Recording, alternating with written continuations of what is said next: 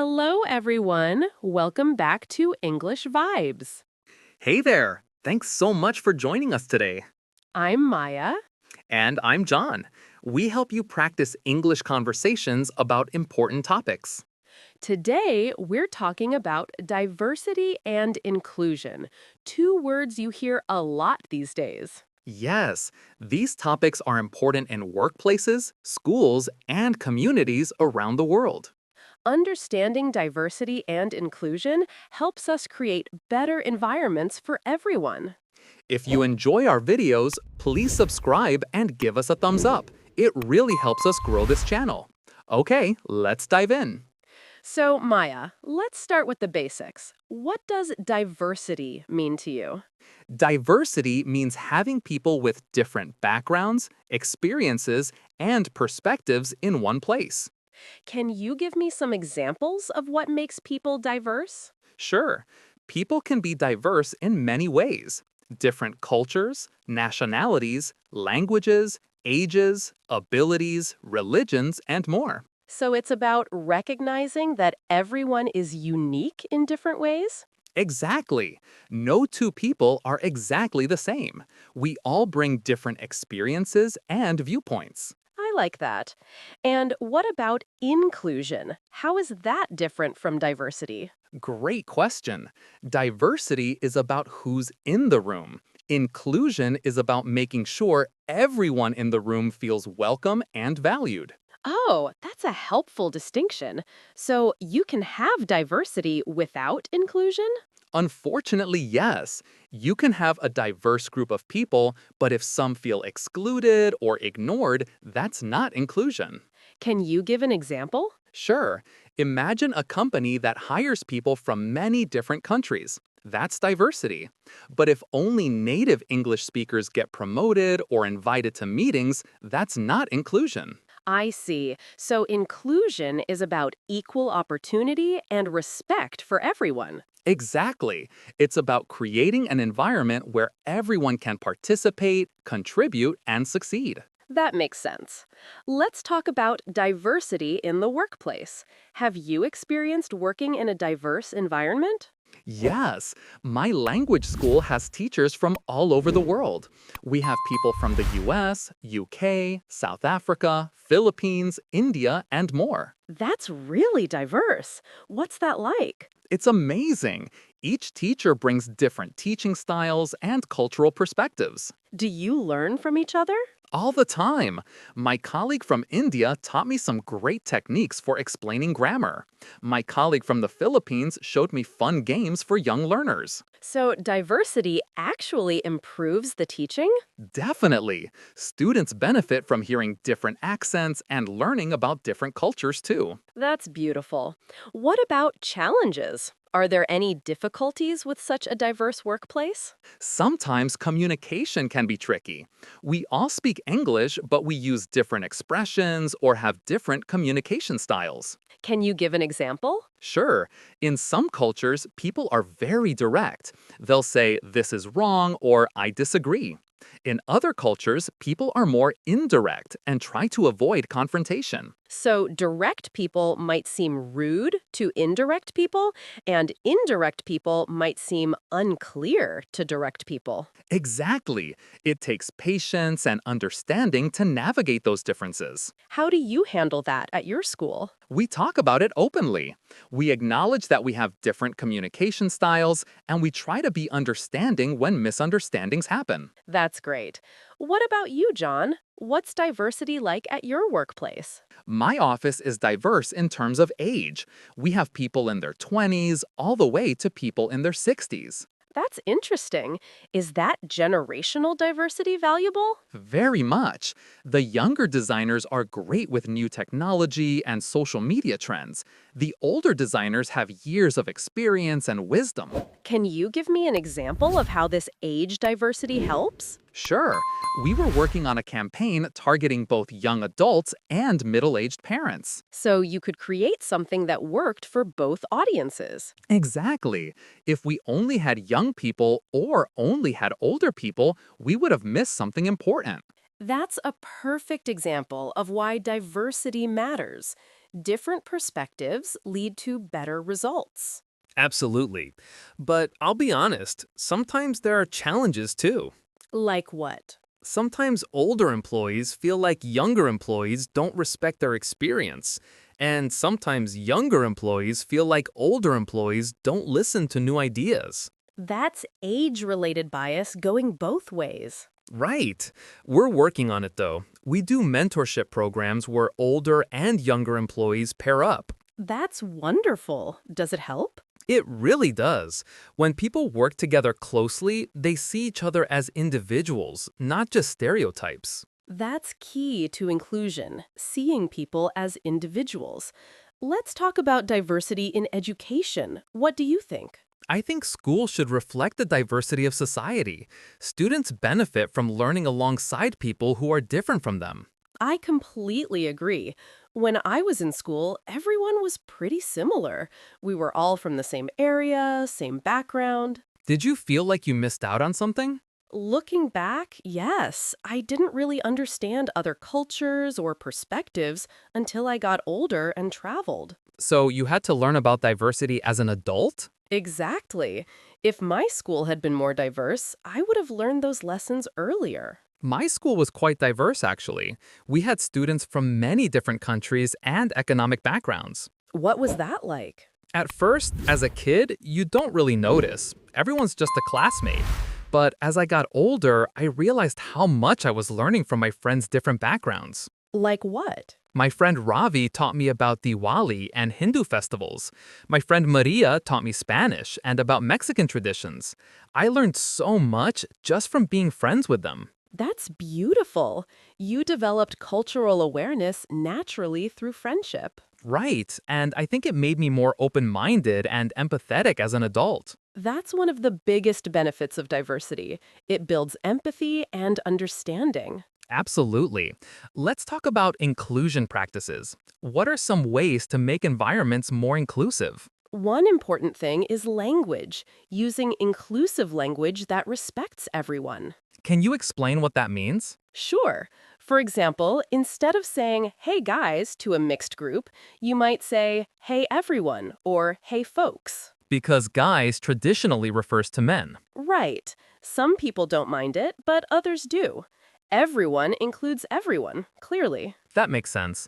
What other examples are there? Instead of assuming someone's circumstances, ask.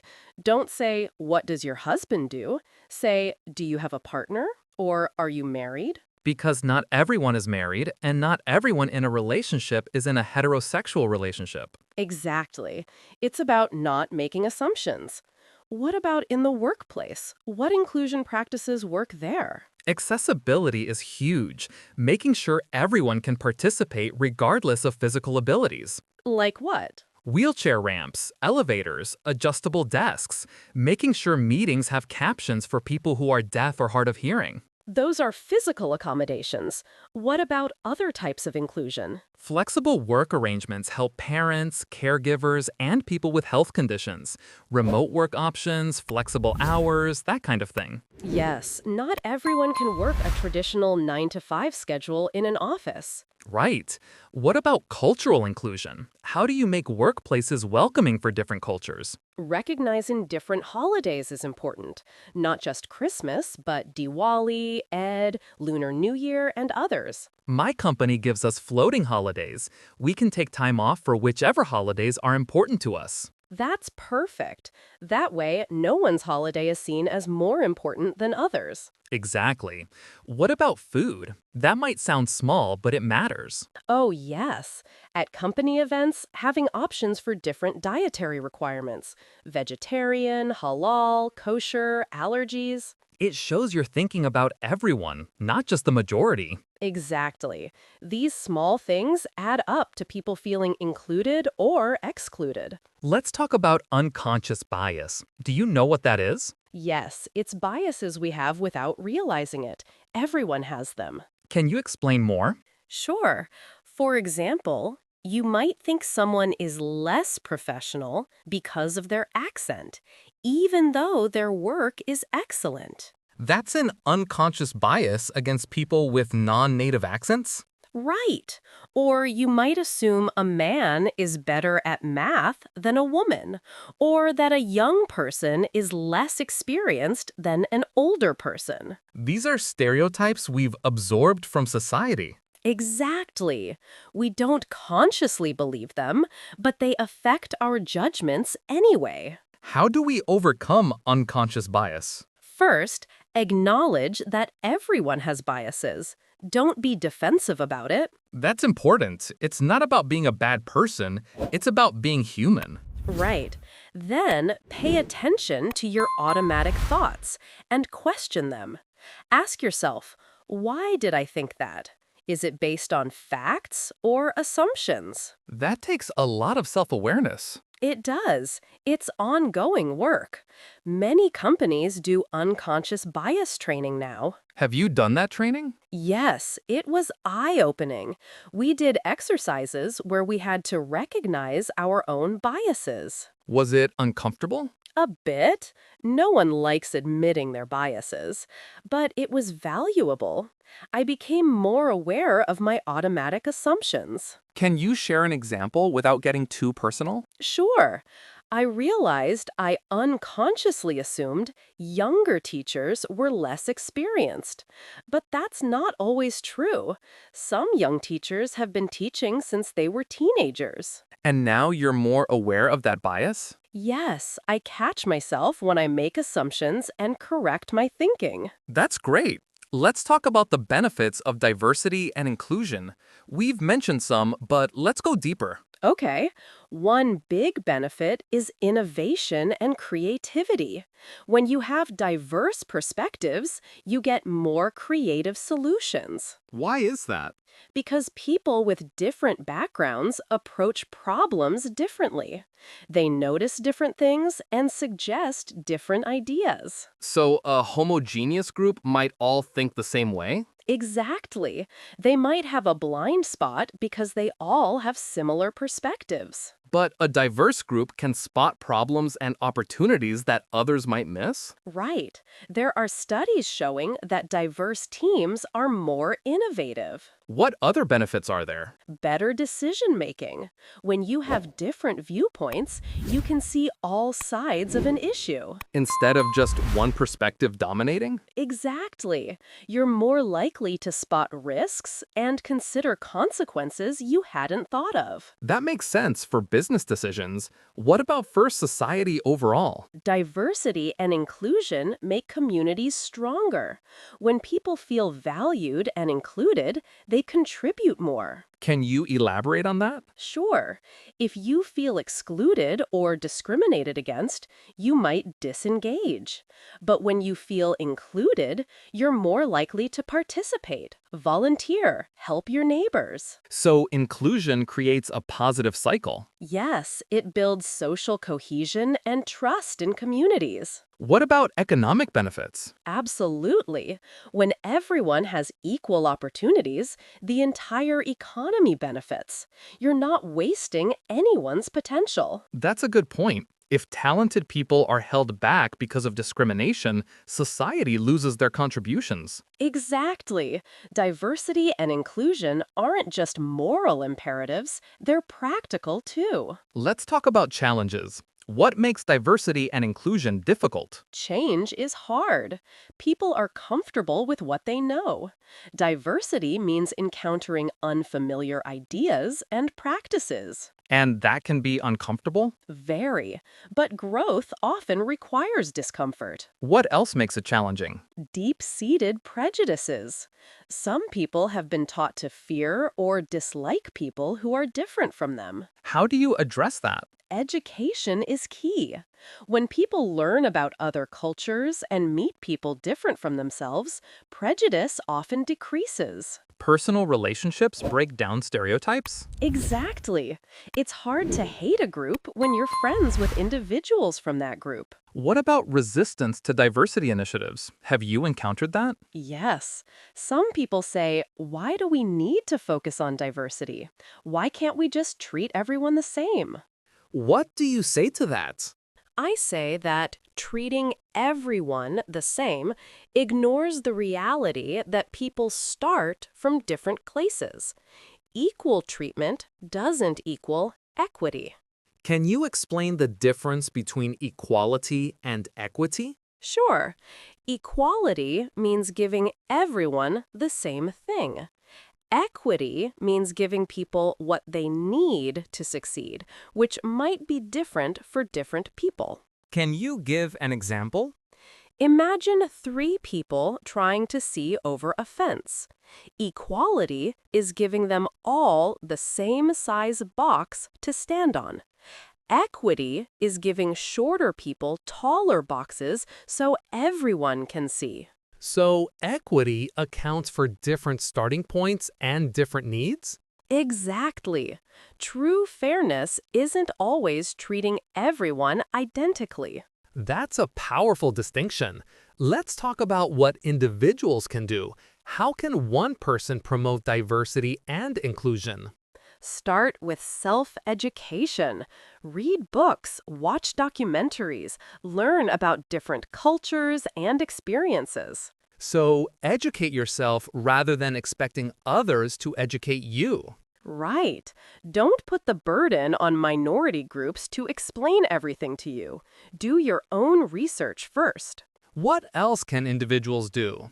Listen more than you speak, especially if you're from a majority group. Make space for voices that are usually unheard. That's important. What about at work or school? Speak up when you see exclusion or discrimination. Use your voice to support others, Even if it's uncomfortable? especially if it's uncomfortable. Staying silent allows discrimination to continue. What if you're not sure whether something is discrimination? Ask. Say, help me understand this situation, or speak to the person privately and ask how they felt. Rather than assuming you know what's best? Right. What other advice do you have, John? Examine your own circles. Are your friends, colleagues, and social groups diverse? If not, why not? That's a good self-check. Are we actively seeking out diverse perspectives?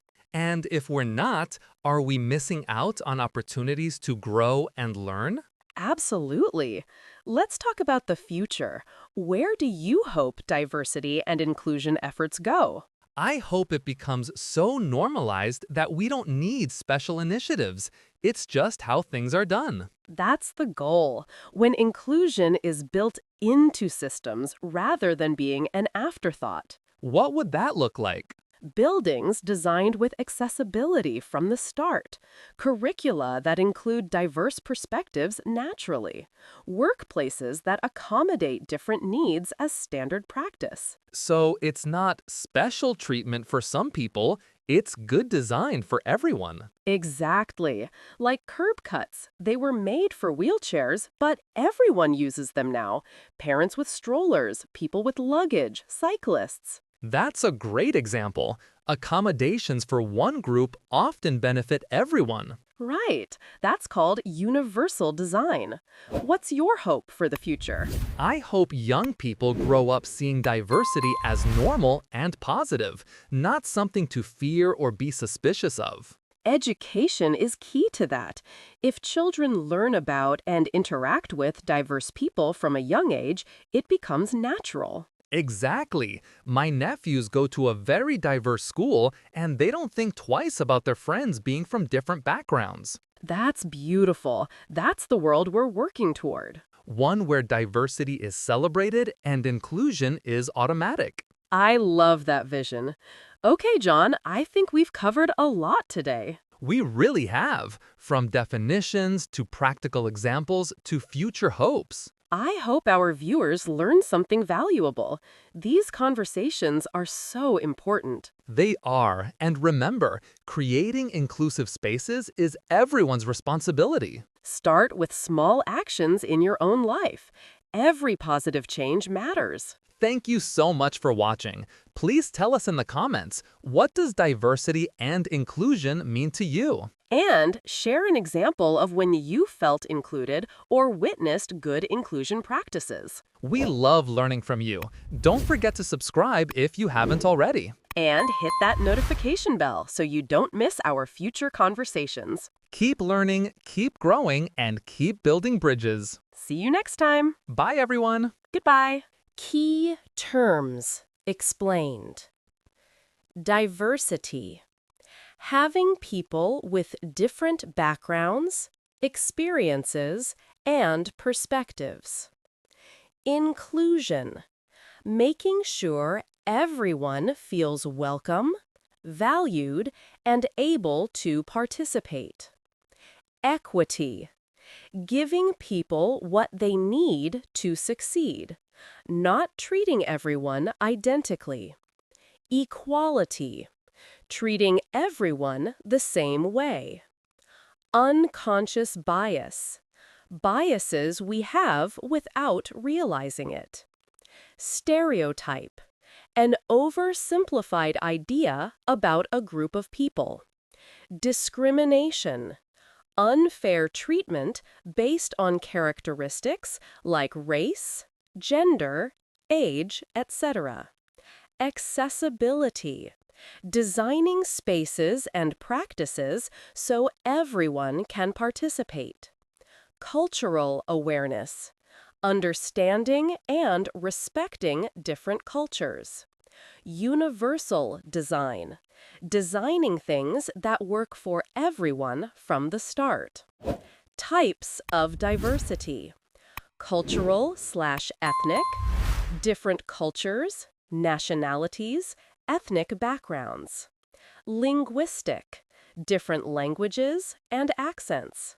Generational, different age groups. Ability, physical, mental, and cognitive abilities. Socioeconomic, different economic backgrounds and classes. Religious, different faiths and belief systems. Educational, different levels and types of education. Experience, different life experiences and perspectives. Diversity is being invited to the party. Inclusion is being asked to dance.